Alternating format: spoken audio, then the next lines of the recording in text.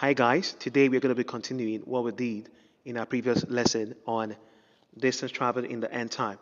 In our previous lesson, we derived the various formulas that we're going to use in solving questions for bodies traveled in the end time. So today we're going to be looking at a couple of examples. So there's the first question for today. A car starts from rest and moves with a uniform acceleration of 10 meter per second squared for 10 seconds. What distance does it cover in the last 1 second of the journey? Now, this question was given to some JAM students in the year 1985. Now, it's very simple. Now, the first thing I'm going to do is we have to get to know first if we are dealing with acceleration of bodies along y-axis or acceleration of bodies along x-axis. As you can see, a car stands on rest and moves with a uniform acceleration of 10 meters per second squared for 10 seconds. Now, this is acceleration of bodies along x-axis. No, we are not talking about bodies that are rising or falling. So we know the formula we're going to use. The formula we're going to use would be distance of body in the end time would be equals to u plus a, that's acceleration over 2. Don't forget this for bodies moving along x-axis is just acceleration of the body, not gravity. Acceleration plus 2, acceleration divided by 2, I beg your pardon, open bracket 2n minus 1. This is what we are going to use. Now don't forget to say a car stands on rest. So if a car stands on rest, it means the initial velocity of the body is 0 meter per second. That's very simple and direct. Now acceleration is 10 meter per second squared. It's already stated there. Now for 10 seconds, this whole thing happened for 10 seconds. So the question is, what distance does it cover in the last 1 second of the whole journey? Now, this very question could be quite tricky, but it's very simple. It's tricky, but very easy. Now, it's just you understanding the use of English. Now, what distance does it cover in the last 1 second? Don't forget, in the first 1 second, that's 1 second. The second 1 second, that is 2 seconds. The third 1 second, 3 seconds. So in the last 1 second, it's going to be in the 10th second. So that's going to be, the time is going to be in the 10th second. That's what it is. So the last 1 second is the distance covered in the 10th second. Just very simple command of English. So now, how do we do this? It's very simple. We have everything set out for us. Now, instead of us solving for 9 seconds and then solving for 10 seconds, then subtract it to get the distance it covers. It covers in the 10th second. It's just very good for us to use our formula. So what do we have? Distance traveled in the 10th second. Maybe initial speed, which is 0 meter per second. Got the body side from rest, right there, side from rest. Acceleration is 10 meter per second squared, divided by 2. So 2 times, now don't forget the n here represents the 10 second. Don't forget the formula we derived. The n stands for the time. So n here is the 10 seconds. So that's 2 times 10, right here, minus 1. So distance in the 10th second will be 0 meter per second. 2 year 1, 2 year 5, 5 meter per second squared. Open the brackets. What do we have here? These 2 10 seconds is 10 seconds here. So that is 20 minus 1 seconds. So that will be 50. That's 5 meter per second squared. 20 minus 1 is 19 seconds. So distance traveled in the 10th second would be this 5 meter over second squared times 19 seconds raised by 2. I beg your pardon. The seconds is always in 2. That is second squared, not just in normal seconds. It's going to be second raised by 2. 90 second squared. So second squared cancels second squared.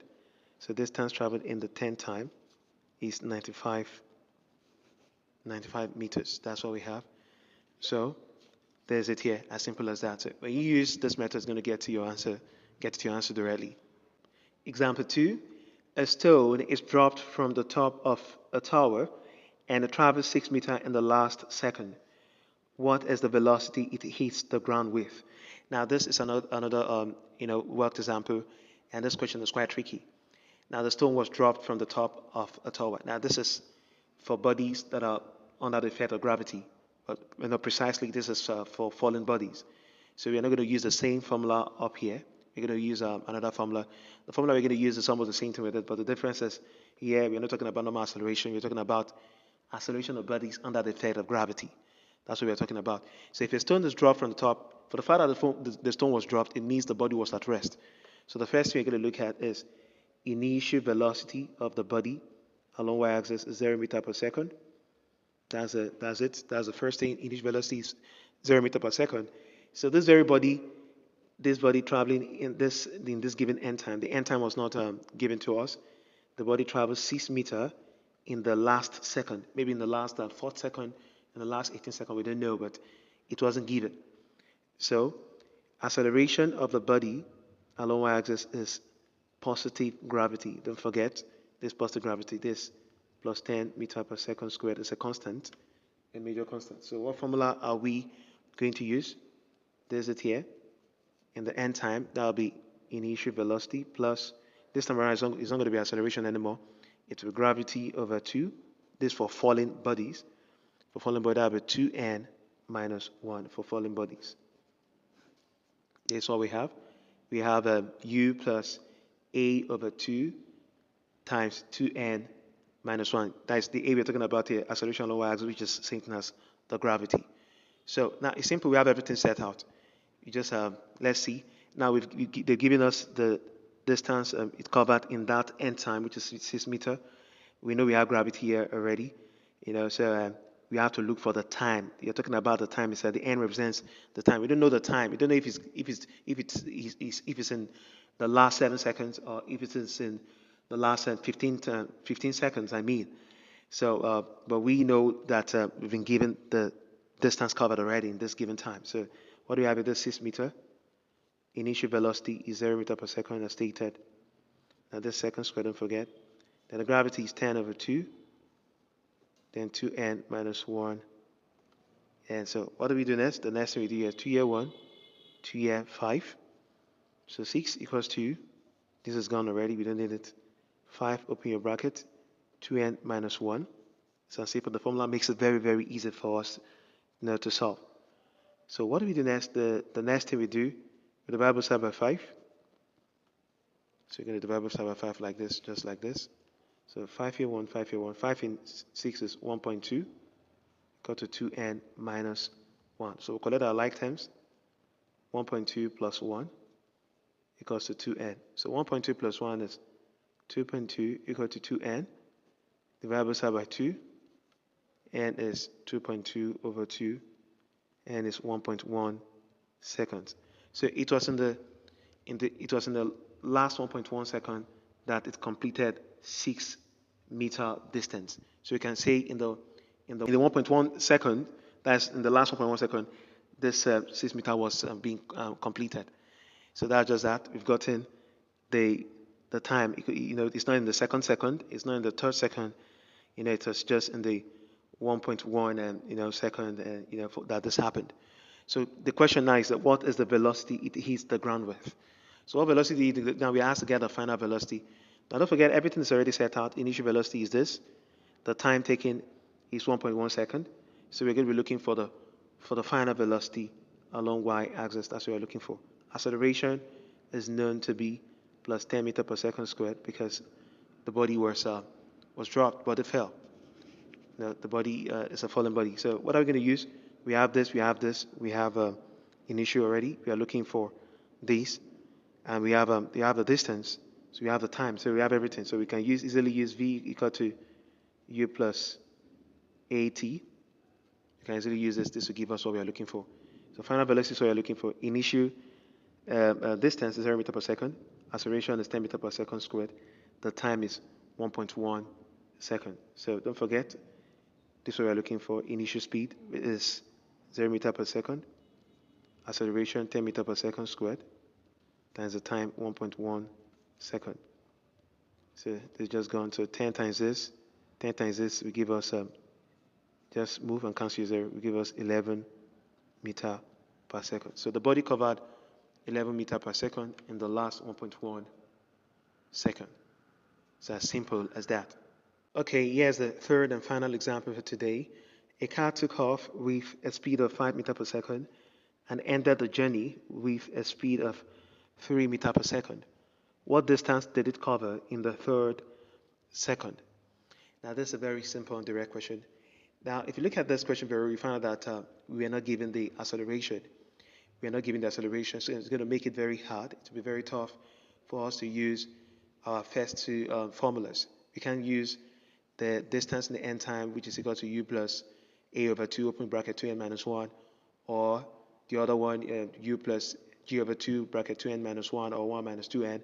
We can't use either of that because those formulas have acceleration in them. So yeah, we're not given this, so we're going to use the other formula, which is a very strange formula. And here's the formula: distance in the end time, which is equals to average velocity. As strange as, I don't know, it's very strange. Just average velocity. Distance in the end time is equal to v plus u over 2. The time is not involved, just average velocity. So it's simple to say a car took off with the speed of this. So the initial speed of the car, this distance along x-axis, don't forget, the body wasn't falling or rising. The final speed of the car is 3 meters per second, more or less like the body was decelerating back to rest. So we are asked to get the distance traveled in the third second. So here we are not even going to use it. We are not going to use the time given. We are not going to use the time because acceleration was not given. So what's the distance traveled in the third second? Distance traveled in the third second is final velocity, 3 meters per second, then plus 5 meters per second right here over 2. So the distance traveled in the third second would be 3 meters, it would be 3 plus 5, which is 8 over 2. So the distance traveled in the third second would be 4 meters. That's a very strange formula, but that's just it. So if you use s equal to v plus u over 2 times time, you get the distance traveled that's after 2 seconds. And distance traveled after 3 seconds, you subtract, you're going to get the same result. So that's just that for that. At this very point, guys, it is time we got ourselves tested on how much we've gotten from today's lesson.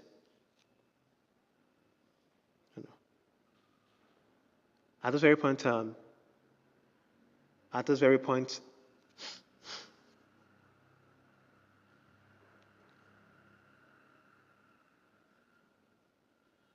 very point, guys, it is high time we got ourselves tested to see how much we've gotten from today's lesson. So here we have 3 questions as a take-home. So the first question is this: an object was thrown into the air with a speed of 30 meters per second. What distance would it cover in the third second? Now that's that for question 1. Question 2, a fruit falls from the top of a tree and traveled 10 meters in the last second. What velocity did it hit the ground with? That's very clear. So the next is this: a car took off with a speed of 8 meters per second and ended the journey with a speed of 7 meters per second. What distance did it cover in the 5th second? So these 3 questions will test how much we've gotten from today's lesson. So I'd love you to solve them and leave your answers in the comment section. So if you found this lesson resourceful, please subscribe to this very channel and share this very lesson with others. See you in the next lesson. Thanks.